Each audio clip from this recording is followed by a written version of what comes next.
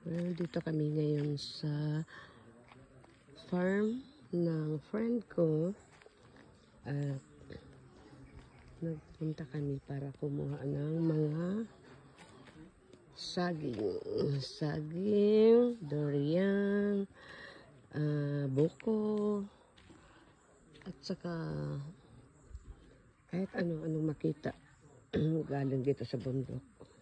So ito yung lugar nila, maganda, malayo lang pero ride ka ng trikes, tapos kunting lakad papunta doon malayo doon, ito pinakadulo. So dumaan na kami dito kasi may nag-birthday at may lechon. Ayun, lechon na 90 kilos daw yan. Arlene, ha? unsa gyud ang bisita ni mangaliko banda ugma? Umagani, nagago ni ma. Ugma gani lagi. Ugmaan ko. Sa unon 30. Penta kay mangol dem sa pizza uno. O pizza uno din.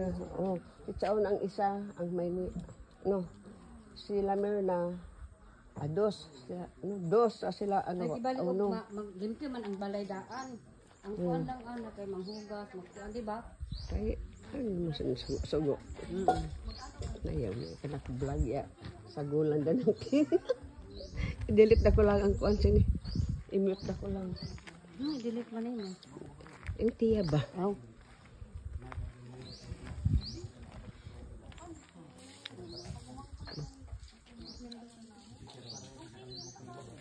Ay, di ako magkuhan kay kamo sa itawag ka ba ni mana? Ibara ka ba ya?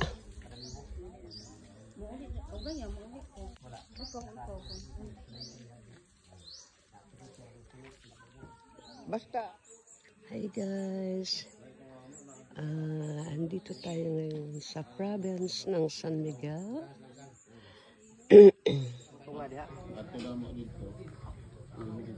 Satu ba dai, boss? Pamamunan mo? Wala bigaan ni. Oh, bigaan? Parawat mo sa bigaan. Oo, mao. Parang balay na mo kanang kusing sa bigaan. Ang sa before sa kuan. Kol.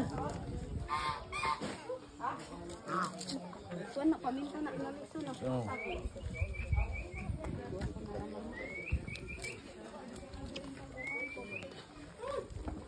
Iya to ni paksyon kasi maabot ko nga mga iska. Mo gani wa mga buta kabalo ug napabay kuan. Ano na siya? Litson paksiw na kay ang sa. Ang katong hilaw? Oo, ang nahilaw-hilaw. Lagi yung rawin yan. Di pa na luto. Dali raman na luto na karon na ako. Luto naman na. Ana dali raman na luto. Di ba ganyan ba? Di pa na siya luto sa ilang. Kuan man gud. Kanang 20 kilos di naman gid na Lagi? Galing kay ang tag-iya. Pag moingon na siya nga litson, bisag ko sa kada ko ulit. Sunon din na kay mo man na iyang saad ba saad. Bisag man ning saad na lahat ning pag. Isa ka daw. Isa gini.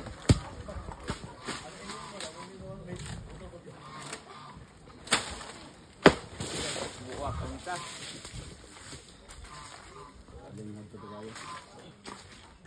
Yan, may butang sa ulo. Buwa ka nita.